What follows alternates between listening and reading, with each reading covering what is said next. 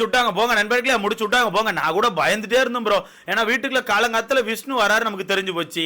சரி விஷ்ணு வராருன்னா கண்டிப்பா வீட்டுக்குள்ள சின்ன பஞ்சாயத்தாச்சும் ஏதாச்சும் இருக்கும். ஏன்னா யாரையா கூட்டு ஏதாச்சும் குறை நிறைகள் சொல்றீங்க போல ஏதாவது ஒன்று சொல்லுவாங்க. அதை வச்சு நமக்கு கண்டென்ட் கிடைக்கும்னு சொல்லி ஆர்வமா பார்த்துட்டு இருந்தா வீட்டுக்குள்ள வந்த விஷ்ணுவை உடனே சௌந்தர்யா தூக்கிட்டு போய் என்ன கல்யாணம் பண்ணிக்கிறேன்னு சொல்லி கேட்டாங்க. அப்ப நான் என்ன நினைச்சேன், ரைட்டு அப்ப இதுக்கப்புறம் கண்டென்ட் வர போறது இல்லை. ஏன்னா அவரு அந்த பதட்டத்தில் இருக்காரு. சவுந்தரா ப்ரப்போஸ் பண்ணனே அந்த ப்ரப்போஸை வாங்கியாச்சு, ஆகான்னு சொல்லிட்டு கல்யாணம் பண்றது ஓகேன்னு சொல்லி ஒத்துக்கிட்டாச்சு. ஒத்துக்கிட்ட பிறகு தான் ஒரு விஷயத்த புரிஞ்சுக்கிறாங்க. ஐயோ 2 நாளைக்கு முன்னாடி குடும்பங்கள் உள்ள வந்துட்டு போனாங்க, நான் உங்க அப்பாட்ட என்ன சொல்லுவேன், அங்கிள்கிட்ட என்ன பேசுவேன்னு தெரியலன்னு சொல்லிட்டு ஆள் ஒரு மாதிரி பதட்டமாக ஆரம்பிச்சு. அப்ப நான் நினைச்சேன், ரைட்டு ஆள் பதட்டப்பட ஆரம்பிச்சு இதுக்கப்புறம் எப்படி வீட்டுக்குள்ள யாரை பத்தி என்ன குறைகள் சொல்ல போறாங்கன்னு சொல்லி யோசிச்சுட்டு இருந்தா அதுதான் இல்ல.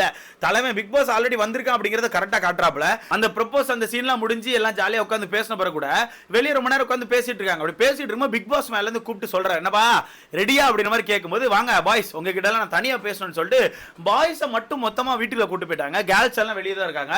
பாய்ஸை மொத்தமா கூட்டு போய் உள்ள லைனை உட்கார வச்சு அது பெருசா முரண்பாடு அப்படிங்கிறது பெருசாலாம் சொல்ல, ரொம்ப நீட்டா உங்க கேமை நீங்க மாத்திக்கிறதுக்கு வெளியே வந்து அவங்க ஃபியூச்சர் இருந்தது பாதிக்க கூடாது அப்படிங்கிறதுக்கு ஒரு அட்வைஸ் மாதிரி கொடுக்குறாங்கிறத ரொம்ப தெளிவா கொடுத்திருந்தார். ஃபர்ஸ்ட் எடுத்து பேசின மேட்டரே சௌந்தர்யாக்கான மேட்டர் தான். ஆக்சுவலா 2 மேட்டருமே சௌந்தர்யா மேட்டர் தான். ஃபர்ஸ்ட் பேசின மேட்டர் என்னன்னா, சௌந்தர்யா வந்து ஒரு மாதிரி கை வைக்கிறா, ஒரு மாதிரி படுக்கிறா, ஒரு மாதிரி சாஞ்சிக்கிறான்னு சொல்லிட்டு விஷால் இந்த வீட்டுக்கு தேவையில்லாம சில இடங்களை வார்த்தை விட்டுருப்பாருல, அந்த விஷயங்களை எடுத்து கொஞ்சம் பூஸ்னாப்ல பேசுறாப்ல. நான் வெளிப்படையா பேச விரும்பல. அவரு வெளிப்படையா பேசாம ஆண்கள் ஒரு சில பேர்லாம் மொத்தமா உட்காந்து ஒரு சில விஷயங்கள் பேசியிருக்கீங்க, அந்த விஷயங்கள் ரொம்ப தப்பா இருக்குது. மேபி இப்போ அது உங்களுக்கு புரியாம இருக்கலாம், நான் வெளியே வந்து பார்க்கும்போது கண்டிப்பா அது உங்களுக்கு புரியும். அதனால இப்பவே நீங்க அதை ரியலைஸ் பண்ணி ஓகே நம்ம ஒரு தப்பு பண்ணியிருக்கோம், இந்த மாதிரி நம்ம பண்ணிருக்க கூடாது, ஏன்னா ஒரு பொண்ணை பார்த்து நம்ம பேசுறோம் அப்படிங்கறத தெரிஞ்சுக்கணும். கண்டிப்பா நீங்க தெரிஞ்சுப்பீங்கன்னு நினைக்கிறேன். அப்படி தெரிஞ்சு நீங்க மாத்தி மாத்தி உங்களுக்குள்ள பேசி அதை நீங்க என்ன பண்ணலாம்னு சொல்லி நீங்களே ஒரு முடிவு எடுத்தீங்கன்னா கரெக்டா இருக்கும் நான் நினைக்கிறேன். ஏன்னா நாளை பின்ன நீங்க உள்ள வந்து அதை பத்தி யோசிக்காம உள்ள நிறைய வார்த்தைகளை விட்டுட்டு அப்புறம் வெளியே வந்து பார்க்கும்போது அதை பத்தி ரெகுலேட் பண்ணக்கூடாதுல்ல, அதனால நான் சொல்றேன் அதை மட்டும் கொஞ்சம் யோசிக்கோன்னு சொல்லி சொல்றாங்க.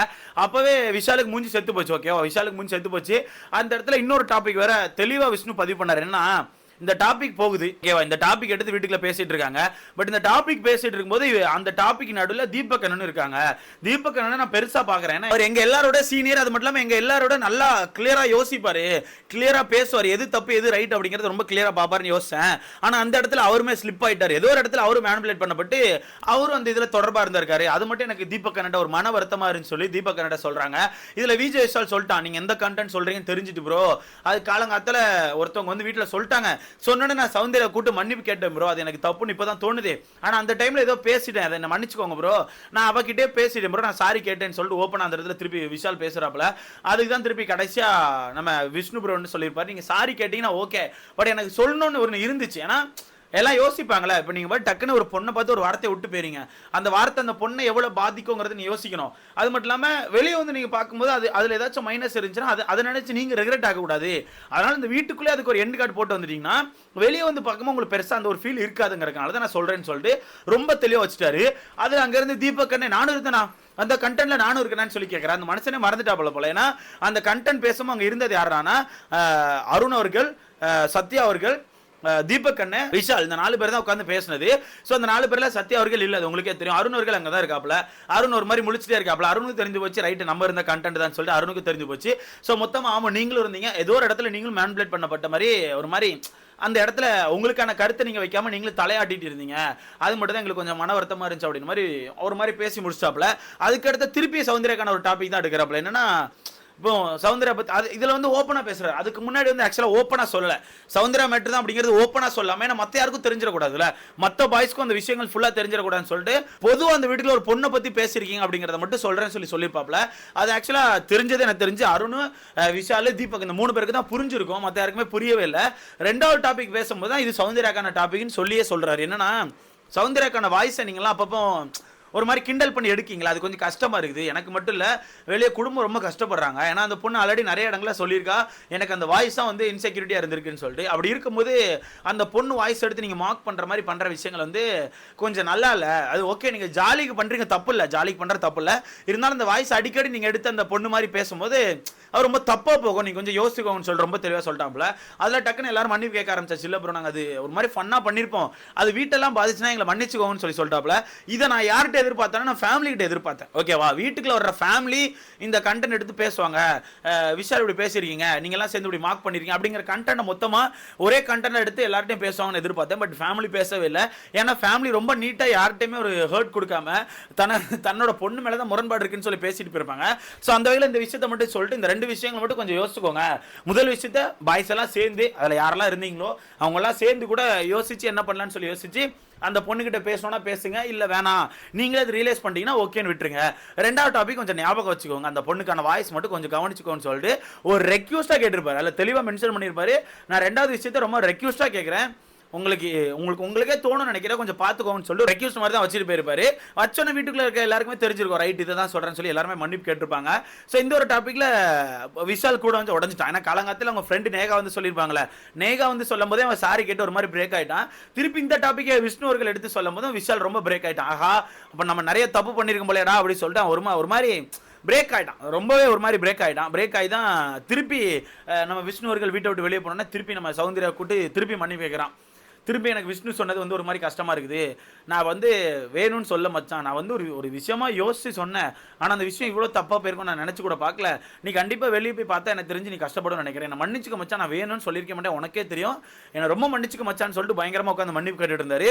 ஓகே, நான் மன்னிப்பு கேட்குற தப்பு இல்லை, இருந்தாலும் எனக்கு என்னன்னா அந்த மனசை அதை ரியலைஸ் பண்ணால் போதும் ப்ரோ. ஆமாம், நம்ம தப்பு பண்ணியிருக்கோம், இவ்வளோ பெரிய ஷோவில் ஒரு விஷயத்தை நம்ம ரிஜிஸ்டர் பண்ணுறோம்னா அதை பார்த்து ரிஜிஸ்டர் பண்ணோம் ப்ரோ. ஒரு பொண்ணை பார்த்து டப்புன்னு ரிஜிஸ்டர் பண்ணிடுறோம், அந்த பொண்ணு இப்படி தான் உட்கார்றா, இப்படி தான் கை வைக்கிறா, இப்படி தான் இது பண்ணுறா, அது அந்த வார்த்தைகள் வந்து நம்ம டக்குன்னு விட்டுலாம். ஆனால் அந்த வார்த்தைகள் வெளியுள்ள எல்லாரும் மைண்டுக்கு போய் ரீச் ஆகும்போது சில பேர் அதை பாசிட்டிவ் எடுத்துப்பாங்க, சில பேர் ரொம்ப நெகட்டிவ் எடுத்துப்பாங்க. எப்படின்னா ஆமாம் அந்த பொண்ணு அப்படி தான் இருக்கும் லை அப்படின்னு மாதிரி பார்த்துப்பாங்க. ஸோ அந்த விஷயங்கள் தப்பு அப்படிங்கிறது தான் என்னோட கருத்தாக இருக்குது. ஸோ அந்த விஷயத்தை ரொம்ப தெளிவாக ரொம்ப நீட்டாக யாரும் ஹர்ட் பண்ணாமல் ரொம்ப தெளிவாக சொல்லிட்டாப்புல. அதில் தீபக் அண்ணன் சொல்லிட்டாப்புல, நான் அப்படி அதில் இருந்து நான் பேசாமல் இருந்தேன், நான் மன்னிச்சுக்கோங்கன்னு சொல்லிட்டு அவரு சொல்லிட்டாப்புல. ஸோ ஒரு மாதிரி நீட்டாக பேசி முடிச்சது தான் சொல்லணும். ஓகேவா, இதில் கடைசியில் போகும்போதும் விஷ்ணுக்கு சம பயம், ஏய் என்ன சொல்லி நீ பாட்டு ஒன்று பண்ணிட்ட, பயமா இல்லையடி, நான் தாண்டி வெளியே போய் எல்லாத்தையும் ஃபேஸ் பண்ணணும், நீ பாட்டு பண்ணி விட்டியடின்னு சொல்லிட்டு யோசிச்சுட்டு இருக்கும்போது இங்கே சௌந்தர்யா ஒன்று சொல்கிறேன், நீ எதுக்கும் பயப்படாத, நான் பார்த்துக்கிறேன் சரியா, நான் அப்பாட்ட சொல்லிட்டேன், நான் கேமராட்ட பேசிட்டேன், நீ எதுவும் யோசிக்காதன்னு சொல்லிட்டு பயங்கரமாக விஷ்ணு மோட்டிவேட் பண்ணி அனுப்பிட்டு இருக்காங்க. சிரிப்பு என்னன்னா, அந்த மனுஷன் உள்ள வந்து சௌந்தர்யாவை மோட்டிவேட் பண்ணுவாருன்னு பார்த்தா அந்த மனுஷன் உள்ள இருந்து வெளியே போகும்போது சௌந்தர்யாட்ட மோட்டிவேஷன் வாங்கிட்டு போறாரு. அந்த அளவுக்கு ஆகி போச்சு. ஆனா சௌந்தர்யா ரொம்ப ஸ்ட்ராங்கா இருக்காங்க. திருப்பி இந்த இடத்துல இதே பாயிண்ட் தான் ரிஜிஸ்டர் பண்றேன் ப்ரோ. இது ஒரு ஷோ, ஒரு டெலிவிஷனில் ஒரு 24x7 ஒரு ஷோ போயிட்டு இருக்குது. இந்த ஷோவை பல லட்சம் பேர் பார்ப்பாங்க, பல லட்சம்லாம் சொல்ல முடியாது, பல கோடி மக்கள் பார்ப்பாங்க. ஏன்னா ஒரு எபிசோட போடும்போது எப்படிலாம் ரீச் ஆகும் நமக்கே தெரியாது. அப்படி போகும்போது அந்த ஷோவில் நம்ம என்னென்ன விஷயங்கள் பண்ணுறோங்கிறத ரொம்ப பார்த்து பண்ணோம். இப்போ எடுத்துக்காட்டு இந்த இடத்துல 3 விஷயங்கள் சொல்ல முடியும். ஃபர்ஸ்ட் விஷயமே இந்த சௌந்தர்யா பற்றி தப்பாக பேசினது, அது எப்படி மக்கள்கிட்ட ரீச் ஆச்சு. அதே மாதிரி ரெண்டாவது விஷயம், இப்போ வீட்டுக்குள்ள சௌந்தர்யா வந்து டக்குன்னு அவங்க அப்பாட்ட ஒரு பெர்மிஷன் மட்டும் கேட்டு ப்ரப்போஸ் பண்ணிட்டாங்கல்ல, என்ன கல்யாணம் பண்ணிக்கோங்கிற ஒரு ப்ரப்போஸ் வைக்கிறாங்க தெரியுமா, அதுவும் ஒரு பெரிய மேட்டர் தானே. இந்த இடத்துல நீங்கள் பாட்டு ஒரு ஜாலிக்கெலாம் ஒரு விஷயம் பண்ணிட்டு போக முடியாது. பண்ணிட்டு போனீங்கன்னா அந்த விஷயம் வெளியே கடைசியில் உங்க பின்னாடி வந்துகிட்டே இருக்கும். கண்டிப்பாக நீங்கள் வெளியே வந்து பிறகு கொஸ்டின் இருந்துகிட்டே இருக்கும். நீங்கள் ஒரு போஸ்ட் போட்டால் கூட ஒரு கொஸ்டின் இருக்கும், உங்களுக்குள்ள எப்போ பிறகு கல்யாணம்னு சொல்லிட்டு ஒரு கொஸ்டின் மார்க் வந்துட்டே இருக்கும். அதே மாதிரி தான் தர்ஷிகாட்ட ஒரு பாட்டுக்கு ஒரு ஜாலியாக ஒரு கண்டென்ட் பண்ணிட்டாரு. ஓகேவா, ஆனால் தர்ஷிகா பொண்ணுக்குள்ள உண்மையாகவே இந்த ஒரு பாசம் இருந்துச்சா தெரியல. அந்த பொண்ணு எனக்கு தெரிஞ்சு இப்போ வரைக்கும் ஒரு மாதிரி ஃபீல் பண்ணிட்டு இருக்கு, என்னமோ தெரியல. ஆனால் இவனுக்குள்ள அந்த ஃபீலிங்ஸ் இருக்கான்னு கேட்டால் எனக்கு தெரிஞ்சு இல்லை.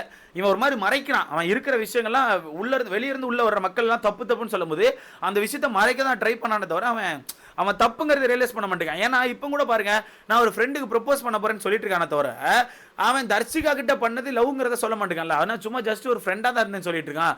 ஸோ அது எப்படின்னு தெரியல, மேபி வெளியே போய் தர்ஷிகா கூட ப்ரப்போஸ் பண்ணுவான்னு நினைக்கிறேன். ஸோ வெயிட் பண்ணி பார்க்கலாம். மொத்தத்தில் ஒரு ஷோல ஒரு விஷயத்தை ரெஜிஸ்டர் பண்றீங்கன்னா பார்த்து ரெஜிஸ்டர் பண்ணும், அது வெளியே இருக்க மக்கள் மனசுல பதிவாயிரும், அதுதான் உண்மை. ஓகேவா, ஸோ இதை பத்தி உங்களுக்கு கருத்துன்னு சொல்லி மறக்காம கமெண்ட்ல போடுங்க. நீட்டா எனக்கு தெரிஞ்சு பேசிட்டு போயிட்டாருன்னு எனக்கு தோணுது. நீட்டா எல்லாருக்கும் நல்ல கருத்து, முக்கியமா ரயானுக்கு நல்ல ஒரு அட்வைஸ், அருணுக்கு நல்ல ஒரு மோட்டிவேஷன் மாதிரி எனக்கு ஃபீல் ஆகுது. நான் நல்லா அவர் லோவா இருந்தார், அவரு இப்போ ஆக்டிவ் ஆயிட்டாரு. ரயானும் லோவா இருந்தா அவனும் ஆக்டிவேட் ஆயிட்டான். ஏன்னா சொல்லிட்டாப்புல எல்லாம் ஃப்ரெண்ட்ஸ் தானே, ஜாலியாக இருக்கேன், என்ஜாய் பண்ணுங்க அந்த மாதிரி பயங்கரமாக இந்த கோவா கேங் கூட இருந்து ஒரு பாட்டுக்கெல்லாம் போட்டு ஒரு மாதிரி ஃபன்னாக கிளம்பியாச்சு. பார்க்கலாம் எப்படி போகுதுன்னு சொல்லி. ஸோ இதை பற்றி உங்களுக்கு கருத்து மறக்காம கமெண்ட்ல வீடியோ லைக் பண்ணி சேனல் சப்ஸ்கிரைப்